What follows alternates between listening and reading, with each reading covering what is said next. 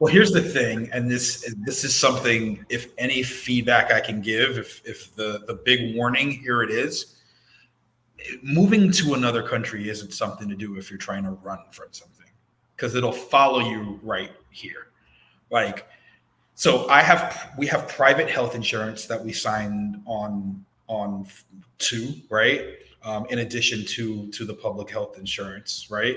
And it's about 10% of the cost of American health insurance, but it's an insurance company. There's still a waiting period to have the benefits kick in. They still looked at my weight and said, "Hey, you got to lose some weight. Until you do, we're charging you extra," right? So I can be here and say, "Hey, I'm gonna clearly get healthier here because there's a lot more walking. We didn't bring our car. The groceries and the food, oh my God, are so much fresher, and we're just doing grocery shopping more often and having less in the fridge that's just sitting there and less processed food. But if I eat all this amazing food and I'm not like actually getting healthy, right? And doing the walks and getting up and running, right? That's not something that's going to magically change by me moving to another country. If there are things that I need to figure out on just what is my lot in life and how to be happy, right? Sometimes a change in scenario is great, but I'm here with my wife and my son, right? So we're gonna have to make new friends, right? We're gonna have to like be a part of our communities. Like, we're very much like excited to learn Portuguese. Like, we're taking classes along with our son at his school. We're going to need some more help with that. But, it's definitely not a magic bullet that just will, solve all problems just going somewhere else. But I will say, if you come with that feeling of exploration, and you can, like, if you're looking for somewhere to just be in a beautiful place where you can actually just tune out a lot of the garbage that is pumping out. And I don't have to say what it is. There's a lot of garbage in the US, but we moved here right in the middle of an election, and that election just happened, and a lot of people aren't happy with the election results, and it's a regime change. So, we can run from politics and come somewhere where it's like, if you don't do your research, it's like, oh, there are politics everywhere, right? They're going to affect you eventually. Like, so yeah, it's great that you guys have someone to help talk through that process. And I think there are other resources for expats to find community. But there are also just some great people here as well. And there are also some jerks here as well. So that's the other side to just really, like, when my wife comes home and she's like, "Oh, this guy was such a jerk to me, like so-and-so." It's like, is that Portuguese culture? It's like, no, you ran into an a-hole, right? Like, I'm from New York. It's, but again, like to say, if you go out and everybody you meet is an a-hole, it might be you, right? So yeah, true. But we've loved, actually, like, there's some amazing conversations we've had with our Uber/Bolt drivers. And just like, people always ask why Portugal, right? Because they have the perspective of being here and just really being like, wow, you chose here out of everywhere. Just really like, why? Right. So I think the key piece for folks who are considering something like this is to really put together their why board. Like, what are you looking to accomplish? And if it's more you and up here, that's fine, but just know that it's you and it's up here. If it's logistical things, if it's I want to be somewhere where there's less violence, that's something you can actually put a pin in and say, yes, that is going to happen when you come out here. If you want to be closer to family, that's out here, or you want to be closer to Europe just to be able to, to vacation, because this is where you want to be anyway, or you know that you're going to set roots here and you want to have a place where you can, kick tires on where that's going to be, yes, you can put a pin in that.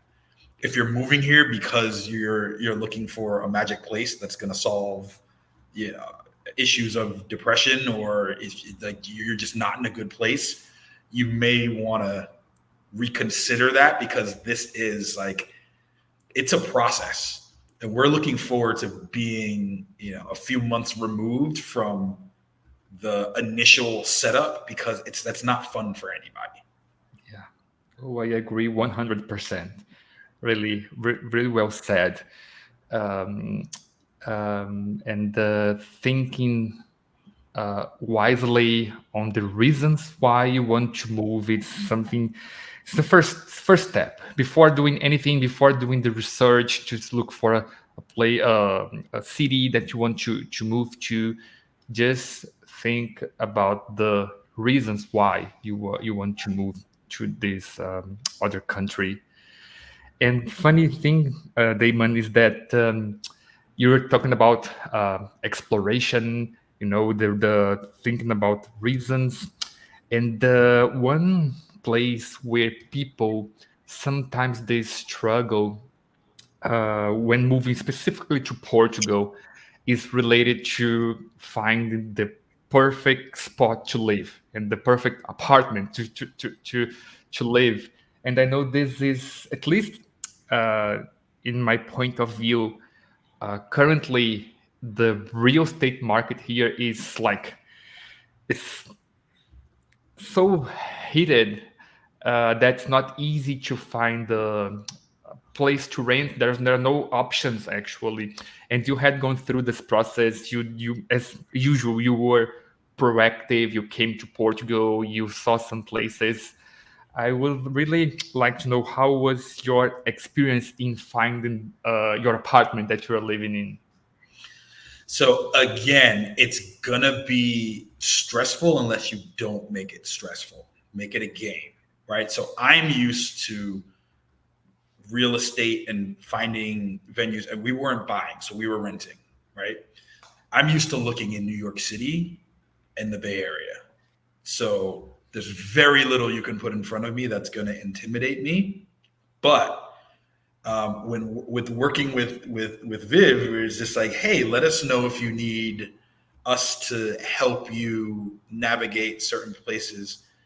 I was like, all right, well, look at my spreadsheet and let me know what you think of my grid that has all of these properties on Idealista mapped out by cost per square meter, by bedroom size, by neighborhood, right? So when I was finally here, like, the tools to prepare are there, and you can look at apartments. And the good thing about, well, Lisbon, especially, if you're not going to live in Lisbon or Porto, you're not going right into Thunderdome, into the Gauntlet, because those are the two places we're really talking about where it's super, super, super competitive. The key thing is you have to be aware of the people who are here as well, and how, as horrible as it is for us, it's just like, the people who live here who are trying to find affordable places. Like, we found a place that was, that we looked at and we said, this is probably not the typical apartment that we're going to take from somebody who is looking to actually have like a 1-bedroom, like, or even a 2-bedroom here, and is going to pull that off the market. The key thing, I think, in looking for how you search is, I had places that were all across Lisbon. I had no idea, besides looking at like Hoodpicker and Idealista, like what these neighborhoods were, what they looked like, who lived there, like if they were going to be close enough to the areas we wanted to be around, whether there was going to be a park nearby. But in really taking a week that we were here, we gave ourselves a week to find a place, right? We were able to explore, right? We went to appointments, and WhatsApp is absolutely, like, don't email, not a thing, right? You need to WhatsApp people to get appointments. That's the biggest feedback I could give you. Just, if you don't have a WhatsApp, get used to using it. right? Until you get your Portuguese phone, and then you'll still probably use WhatsApp, right? But having those meetings, the other thing to get used to is when you meet with somebody who's showing you a place, we're used to a very transactional, like, I'm going to go in, oh, I like the place, cool, here's my check, here's my application, boom, let me know when it's mine, right? Here, you're having half-hour conversations with the people showing you the place. It could be the owner's kids. It could be a realty agent, right? But they're all going to want to know who you are. They're going to want to know what your story is, especially somebody coming from outside of Portugal. And a funny story about the place that we're at, we saw this place, we fell in love with it. We're like, we want to be here, right? We went to lunch and then reached out and they were like, oh, sorry, it's gone. It's off the market. And we were bummed. As we're on the airport returning to the US, we get a call back and we're like, hey, that other person kind of fell through. So we want you to come back and meet the rest of the family. And it's like, rest of the family? Okay, right. We're flying out, so we have to get on a Zoom to talk to everybody else. We're not going to be able to meet with the rest of the family. But I'm like, but how many, like, what's the rest of the family? We met the dad, we met 2 sons. We have to meet other people. We had to meet 5 different folks, right? And at a certain point, it was kind of like, all right, what are we interviewing for here? My goodness, should we be turned off by this? But then we get here and it's a family building. It's the patriarch and all his kids live in this building and all his grandkids live in this building. We're one of 2 families that are not a part of his family, and we all have kids. Right. So, in talking to him and having a glass of wine with him, he was like, yeah, it's the kid was kind of what puts you guys over. But now we're in a building where there are 10 kids. Right. And there's, there's the family environment that we were looking for. So I say all that to say, long story short, too late. Right. But I say all that to say, really, really be in touch with what you're looking for. Right. And you have to not compromise on the core things you're looking for. Right. And working with a partner like Viv, you can understand it's like, all right, if I sign a year lease, what does that really mean?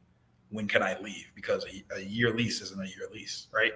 There are laws where you can walk away from a lease. And the other thing is you need to be compliant with the place that you get, right? Because there will be people who say, okay, cool, place is yours. If they're not paying taxes on that place or that they're not, doing the right thing for you when you show up to your appointment and they're like, okay, cool, what's your address? And they look it up and like, you're not listed on here. Right. There's this is the bureaucracy. There are a lot of steps. So you need somebody to review that lease. You need somebody to look up all of the information for the NIF number of the landlord that's in the lease. You need to make sure you are fully compliant because you do not want any mistakes in this process. Yeah. You don't want to have to send a check somewhere and then you find out the apartment's not going to work for you.